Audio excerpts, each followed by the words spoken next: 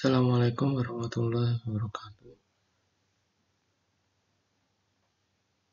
Kita bertemu kembali dengan mata pelajaran desain grafis percetakan jurusan multimedia SMK Wahid Hasim Surabaya. Pada materi kali ini kita akan belajar mengenai dasar desain grafis dan nirmana. Baik, saya harap anak-anak sekalian menyimak dengan seksama dan setelah itu bisa dilanjutkan dengan praktek menggunakan aplikasi Corel atau Photoshop yang ada. Bagaimana? Sudah siap?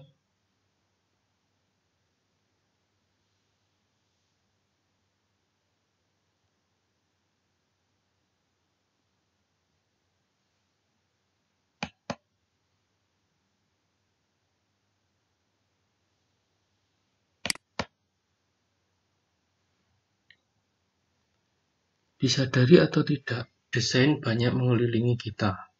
Tanpa desain, dunia tidak akan indah dan tidak menarik, termasuk tanpa desain grafis.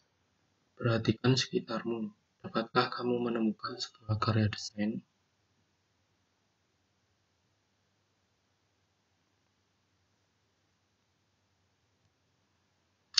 Desain. Ada yang tahu apa itu desain?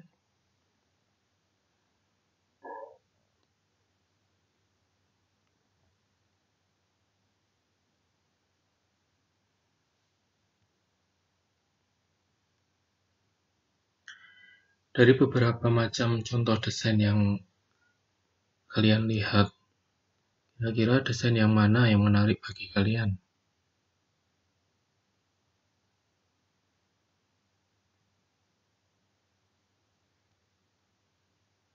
Untuk dapat membuat desain yang indah dan menarik, kita perlu mempelajari dasar-dasar desain grafis dan nirmana.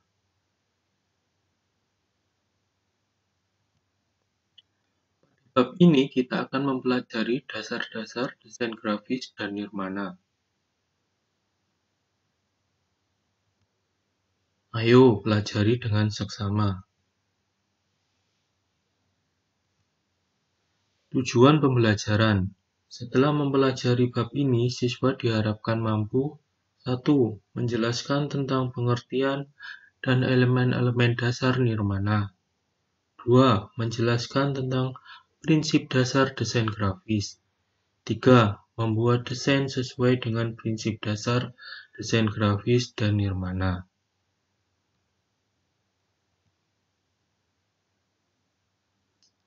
Secara konsep desain grafis dan nirmana berupa pengertian dan elemen-elemen dasar nirmana. Prinsip dasar desain grafis.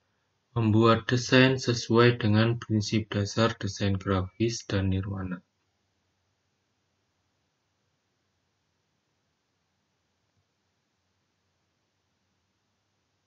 A. Pengertian dan elemen-elemen dasar nirmana. Nirmana adalah penyusunan elemen visual seni seperti titik, garis, bidang, bentuk, ruang, gelap, terang, warna, dan tekstur menjadi satu kesatuan yang harmonis. Dengan mempelajari nirmana, kepekaan artistik dan seni pada desain akan berkembang.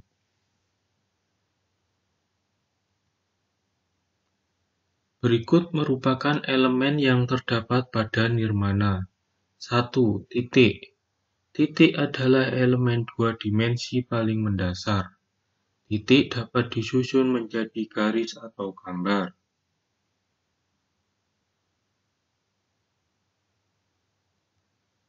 2. Garis. Garis adalah dua titik yang terhubung atau titik yang bergerak dan membentuk garis.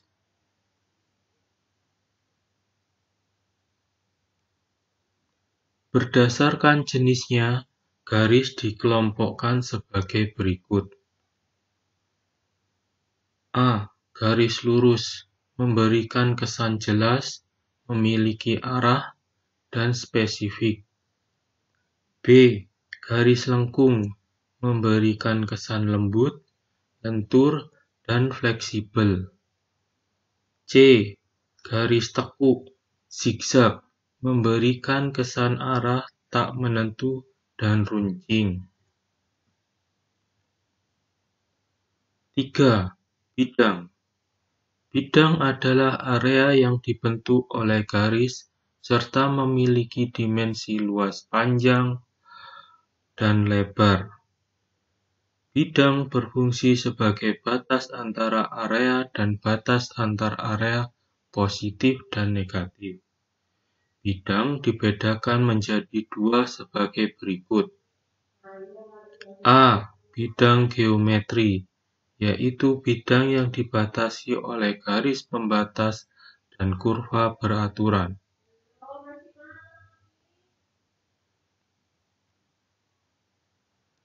Bidang area yang dibentuk oleh garis serta memiliki dimensi luas panjang dan lebar. Bidang berfungsi sebagai batas antar area dan batas antar area positif dan negatif. Bidang dibedakan menjadi dua sebagai berikut. Bidang non-geometri, yaitu bidang yang dibatasi oleh garis pembatas dan kurva tidak beraturan. Meskipun tidak beraturan, bidang non-geometri dapat menghasilkan sebuah desain. Perhatikan gambar 1.4.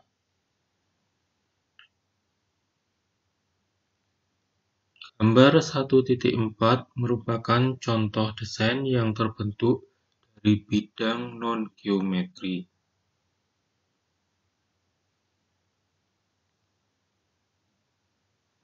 4. Bentuk atau raut. Bentuk atau raut adalah objek tiga dimensi yang terdiri dari titik, garis, dan bidang. Objek dapat dikenali berdasarkan bentuknya. Perhatikan gambar 1.5.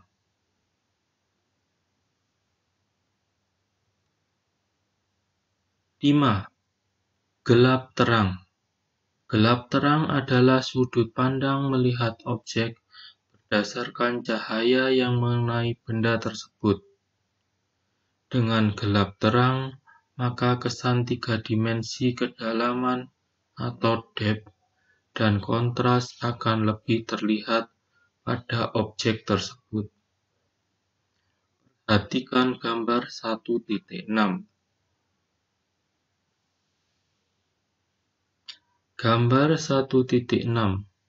Sudut pandang gelap, terang mempengaruhi tampilan objek.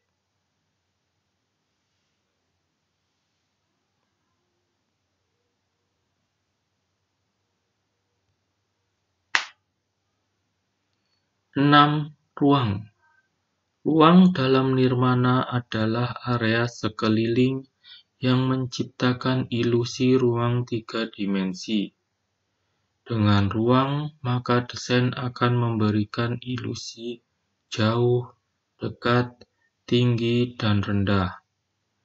Ada 6 cara untuk menciptakan ilusi ruang, yaitu objek tertindih atau overlapping, objek dengan beda ukuran atau size, penempatan objek atau placement, perspektif objek atau linear perspektif, gelap terang atau value, dan detail objek. Perhatikan gambar 1.7. Gambar 1.7. Ruang mampu memberikan ilusi pada desain.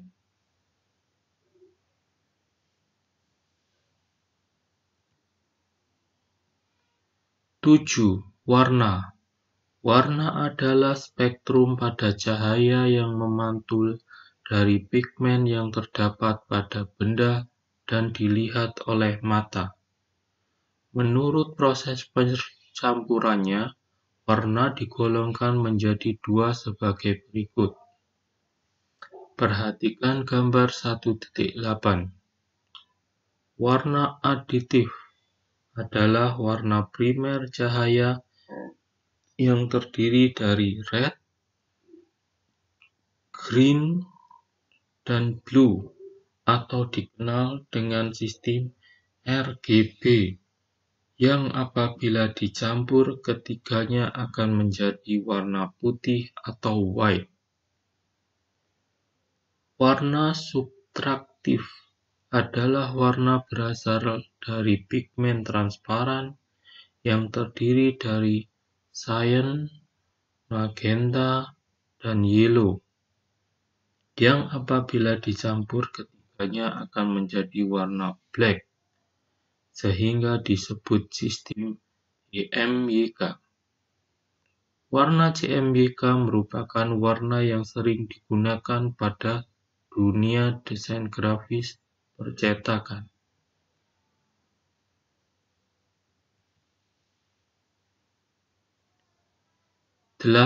Tekstur. Tekstur adalah elemen yang memberikan sifat dan ciri khas pada objek. Dapat dilihat dan diraba, misalnya halus, kasar, bermotif, polos, lentur, atau keras. Perhatikan gambar 1.9.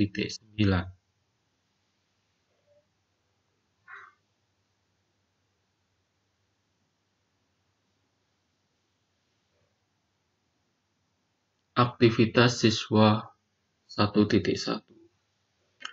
Carilah contoh desain masing-masing satu yang menggunakan prinsip nirmana terdiri dari titik, garis, bidang, bentuk, gelap, terang, ruang warna, dan tekstur. Presentasikanlah hasilnya di depan kelas.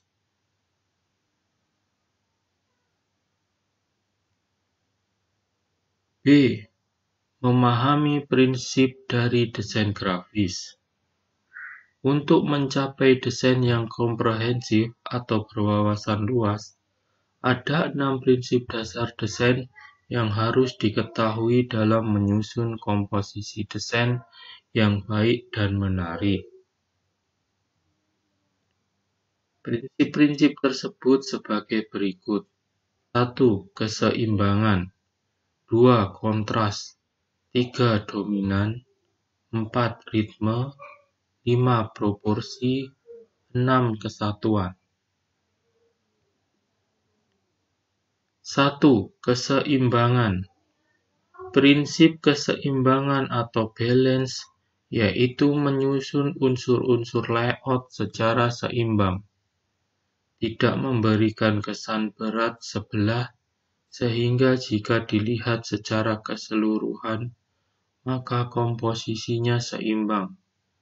Prinsip keseimbangan terbagi menjadi 3 tipe, yaitu tipe simetris, tipe asimetris, dan tipe radial.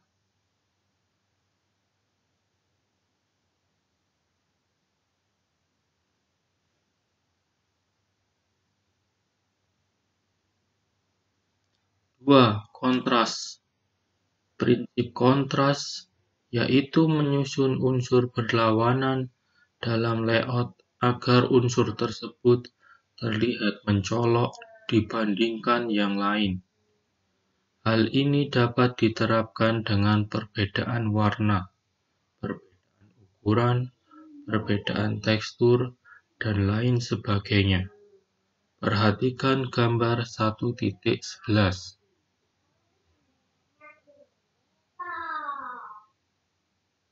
3. Dominan. Prinsip dominan atau emphasis yaitu menciptakan unsur yang kuat dan menonjol pada desain agar saat pertama dilihat, maka mata akan tertuju pada unsur tersebut sebagai unsur paling dominan. Perhatikan gambar 1.12.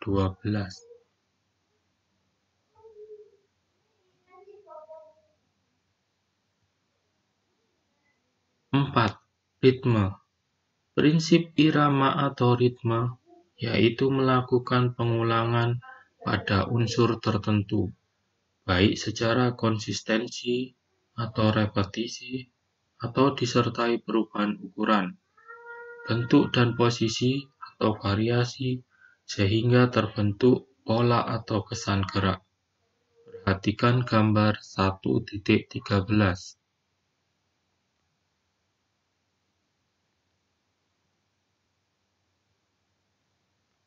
5. Proporsi.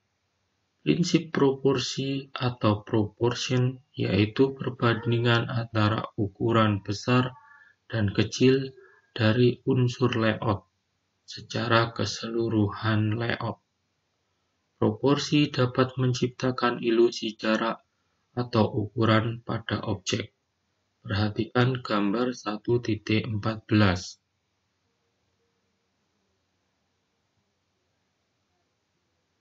6. Kesatuan.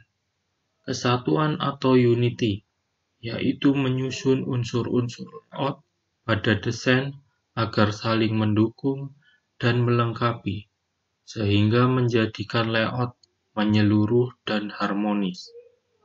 Perhatikan gambar 1.15.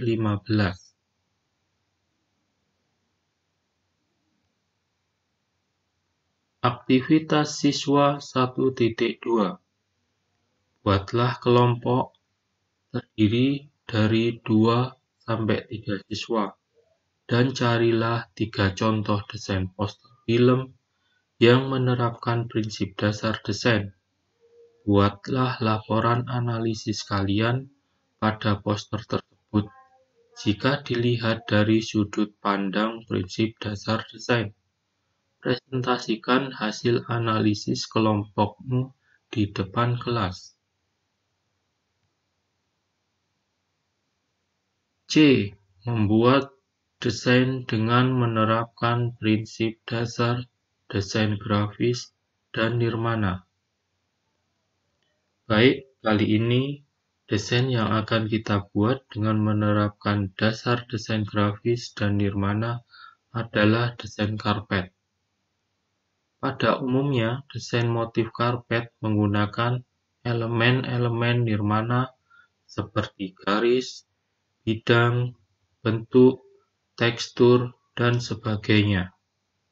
Desain yang baik tentu saja tidak melupakan 6 prinsip dasar desain grafis. Contoh desain motif karpet yang akan kita buat seperti pada gambar 1.16.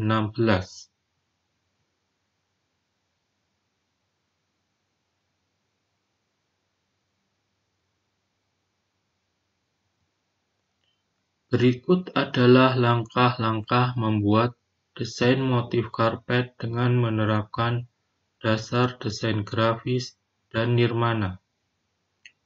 1.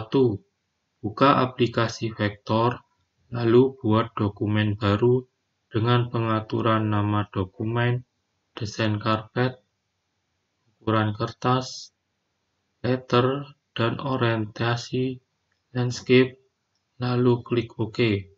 Perhatikan gambar 1.17.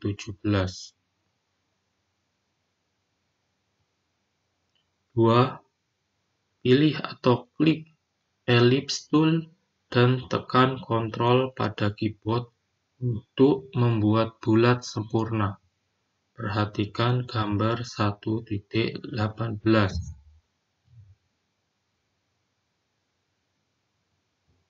3.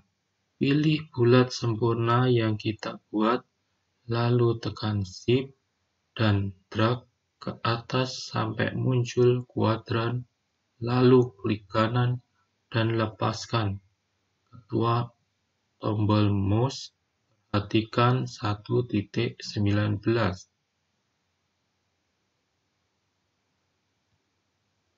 Apabila sesuai instruksi, maka objek akan terduplikasi. Posisikan hasil duplikasi seperti pada gambar 1.20.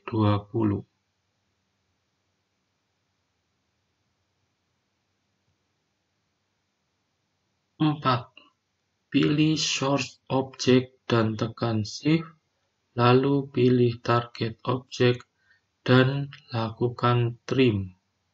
Maka objek target akan terpotong. Perhatikan gambar 1.21 dan 1.22.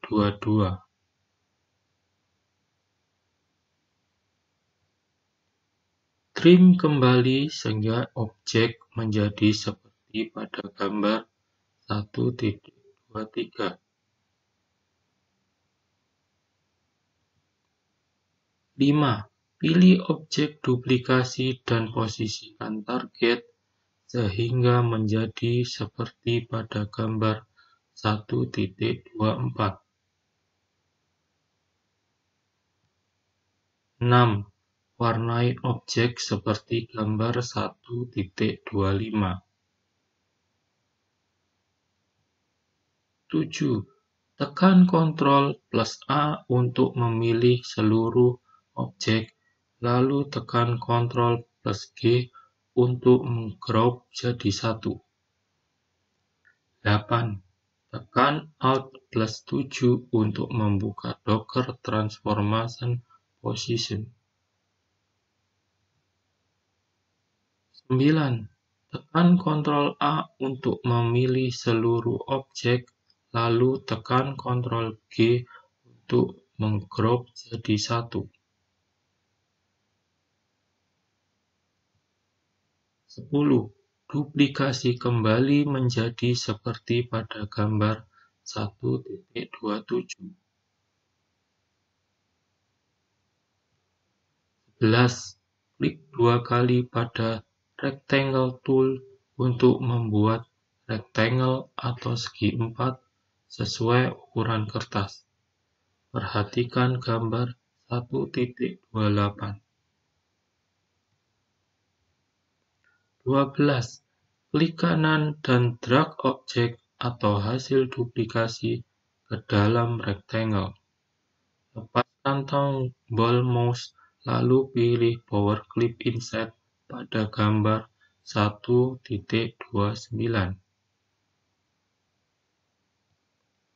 Maka objek akan masuk ke dalam rectangle. Perhatikan gambar 1.30. 13. Klik kanan pada menu rectangle, lalu pilih Edit Content. Posisikan objek agar memenuhi rectangle. Perhatikan gambar 1.31.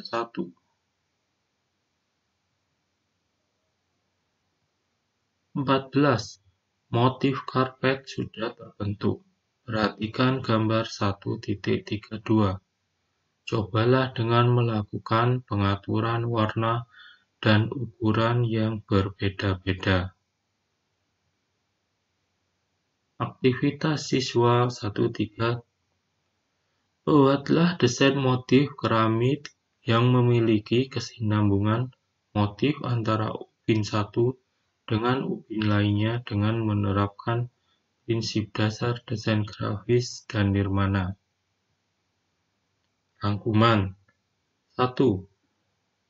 Nirmana adalah menyusun elemen visual seni seperti titik, garis, bidang, bentuk, ruang, gelap terang, warna, dan tekstur yang menjadi satu kesatuan yang harmonis. 2. Prinsip dasar desain ada 6, yaitu keseimbangan, kontras, dominan, ritme, proporsi, dan kesatuan. Baiklah anak-anak, selamat belajar.